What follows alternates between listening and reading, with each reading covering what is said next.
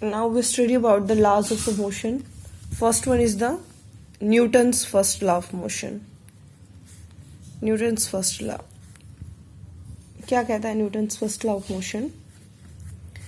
Every body continues in its state of rest or uniform motion in a straight line unless compelled by net external force to change that state. मतलब कोई भी body rest में है तो rest में ही रहेगी, motion में है, यूनिफॉर्म मोशन में है, मतलब कांस्टेंट वेलोसिटी से मूव कर रही है तो कांस्टेंट से ही मूव करती रहेगी।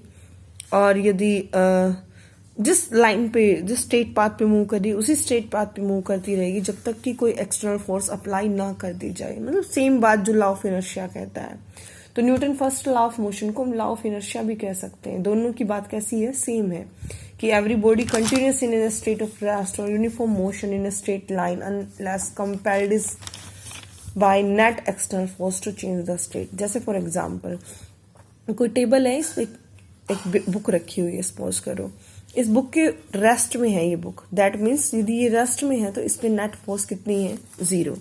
यदि कोई बॉडी कांस्टेंट वेलोसिटी से मूव कर रही है, मतलब जैसे 3 मीटर पर सेकंड से एक स्ट्रेट पाथ में मूव कर रही है, नेट फोर्स कितनी होगी? 0। मूव कर रही है, मूव करते हुए भी हम यही बोलेंगे कि कितनी है फोर्स? 0। यदि कैसा हो? यूनिफॉर्म मोशन हो। यूनिफॉर्म मोशन का मतलब कि कैसी वेलोसिटी हो? कांस्टेंट वेलोसिटी हो। मींस कांस्टेंट वेलोसिटी से मूव करने के लिए उसे किसी फोर्स की जरूरत नहीं है। नेट फोर्स कितनी एक्ट करेगी? उस पर 0 एक्ट करेगी। Okay, in the same way हम यहाँ बात कर रहे थे कि एक बुक है, वो रेस्ट में रखी हुई है तो उस पर नेट फोर्स 0 है। कैसे? उसका वेट किधर एक्ट कर रहा है? Vertically downward. जो ये न्यूटन थर्ड लॉ में पढ़ेंगे कि हर एक्शन के लिए रिएक्शन होती है। ये टेबल भी एक रिएक्शन देगी जो किधर होगा? अपवर्ड। मतलब इसके ऊपर 2 फोर्सेस यहाँ पर एक्ट करेंगी, एक तो इसका वेट और एक ही रिएक्शन।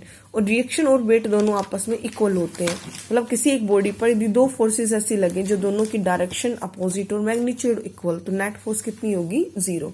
जैसे 3 न्यूटन इधर लगे, 3 न्यूटन इधर लगे तो नेट कितनी हुई? 0। There may be number of forces, बहुत सारी फोर्सेज हो सकती हैं, बट यदि आपस में कैंसिल कर रही हैं तो नेट कितना होगा? 0। तो इन दैट केस हम कहेंगे एक्सटर्नल फोर्स एक्ट ही नहीं कर रही है। तो यदि एक्सटर्नल फोर्स एक्ट ना करे तो बॉडी अपनी स्टेट्स को चेंज नहीं कर सकती, वो जिस स्टेट में है उसी में रहेगी। तो this is the Newton's first law. तो क्या कहता है फाइनली? External forces needed to change the state of rest of uniform motion of the body. इसलिए हम फोर्स को कैसे भी डिफाइन कर सकते हैं according to the Newton first law of motion. Force क्या है? Force is something which changes or try to change the state of the rest or uniform motion of the body in a straight line. जो क्या करे? या तो change कर दे या change करने की कोशिश करे। किसको? स्टेट ऑफ रेस्ट को। मतलब यदि बॉडी रेस्ट में है तो उसे मोशन में लाने की कोशिश करे, और यूनिफॉर्म मोशन में है तो रेस्ट में लाने की कोशिश करे किधर? स्ट्रेट लाइन के अलोंग। इसे क्या कहते हैं? हम फोर्स कहते हैं। मैं अभी आपको बताया कि बॉडी स्टेट तभी चेंज करेगी जब नेट एक्सटर्नल फोर्स एक्ट करेगी। यदि नंबर ऑफ फोर्सेस एक्ट कर रही हैं, ये नंबर ऑफ फोर्सेस एक्ट कर रही हैं, पर इन सब का फोर्स वेक्टर क्वांटिटी होता है। यदि ये फोर्स इधर है तो ये इससे अपोजिट है, मतलब ये एक दूसरे को क्या करेंगे? सेम लाइन के अलोंग वाली फोर्सेस एक दूसरे को पूरी तरह कैंसिल करती हैं यदि इक्वल हो तो net number of forces act कर रही हैं और नेट फोर्स 0 है। यहाँ पर कैंसिल कर दी सबने तो एक्सटर्नल 0 हुई, और उसके कारण ये बॉडी कभी भी मूव नहीं करेगी। तो नेट एक्सटर्नल एक्ट करनी चाहिए तभी बॉडी क्या करेगी? मूव करेगी।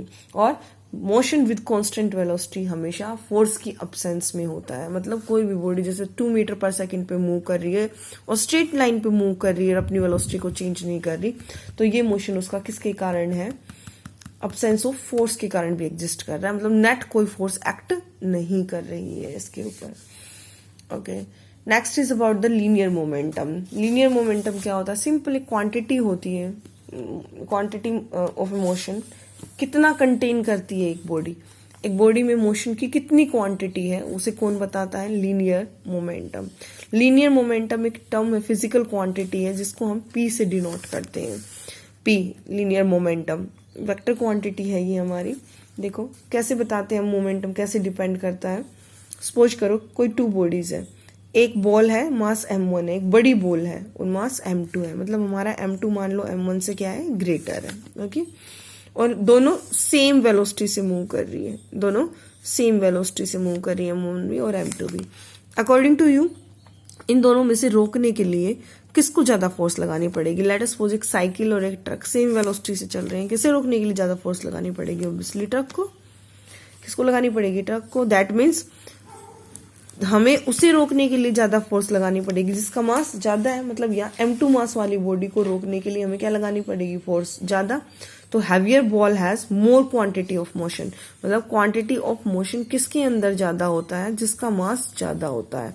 Means momentum is directly proportional to the mass of the body. मैंने क्या बताया आपको कि दो बॉडीज हैं, डिफरेंट मास की हैं, सेम वेलोसिटी से मूव कर रही हैं।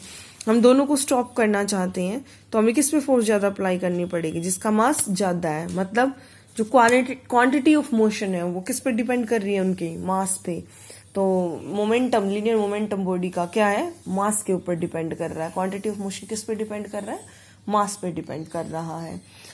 ओके, एक कंसीडर करते हैं अब एक सिचुएशन जिसमें दो बॉडीज हैं, सेम मास की हैं पर डिफरेंट वेलोसिटी से मूव कर रही हैं। मतलब m मास है, v1 वेलोसिटी से मूव कर रही है, m मास है पर v2 वेलोसिटी से मूव कर रही है। अब क्या करना है? हमें इन्हें स्टॉप करना है। तो किसको स्टॉप करने के लिए ज्यादा फोर्स लगानी पड़ेगी? सपोज करो कोई एक साइकिल है, धीरे चली है, या बॉल है, एक स्लो चली आ रही है, एक नहीं, बॉल एक फास्ट चली आ रही है। किसे रोकने के लिए ज्यादा फोर्स लगानी पड़ेगी? जो ज्यादा स्पीड से है। दैट मीन्स क्या? क्वांटिटी ऑफ मोशन किसकी ज्यादा होगी? जिसकी वेलोसिटी ज्यादा होगी। क्वांटिटी ऑफ मोशन किसकी ज्यादा होगी? जिसकी वेलोसिटी ज्यादा होगी। मीन्स मोमेंटम को हमने क्वांटिटी ऑफ मोशन कहा है, किसके डायरेक्टली प्रोपोर्शनल हो गई? वेलोसिटी के। मैंने दो टर्म्स आपको बताई। यहाँ पे मास सेम है, वेलोसिटीज डिफरेंट है। हम किसको रोकने के लिए ज्यादा फोर्स लगाएंगे? जिसकी वेलोसिटी ज्यादा है। मतलब क्वांटिटी ऑफ मोशन किस पे डिपेंड कर रहा है? वेलोसिटी पे। और क्वांटिटी ऑफ जो मोशन है, मोशन की क्वांटिटी को हमने क्या बोला है? मोमेंटम। मतलब मोमेंटम क्या है? वेलोसिटी के डायरेक्टली प्रोपोर्शनल। अभी कहा हमने मास के भी डायरेक्टली प्रोपोर्शनल पढ़ा था। तो मोमेंटम डायरेक्टली प्रोपोर्शनल टू क्या है? m इंटू वी है। तो मोमेंटम इज इक्वल टू होता है, कॉन्स्टेंट वन हो जाएगा, मास इंटू सॉरी मास तो स्केलर है, क्या हो जाएगा मोमेंटम आपका? Mass into velocity. तो डेफिनेशन क्या हो गई यहाँ से? Simple, linear momentum is the product of mass and velocity. किसकी प्रोडक्ट है ये? मास एंड वेलोसिटी की प्रोडक्ट है। यदि हम बात करें इसका यूनिट्स की, तो मास की यूनिट किलोग्राम, वेलोसिटी की यूनिट मीटर पर सेकंड हो गई। सीरीज सिस्टम में बात करेंगे तो ग्राम सेंटीमीटर पर सेकंड हो गई। और इसका डायमेंशन फॉर्मूला मैंने आपको बताए हुए हैं, mlt की फॉर्म में एक्सप्रेस करते हैं। mlt मास का कितना दिख रहा है? किलोग्राम 1।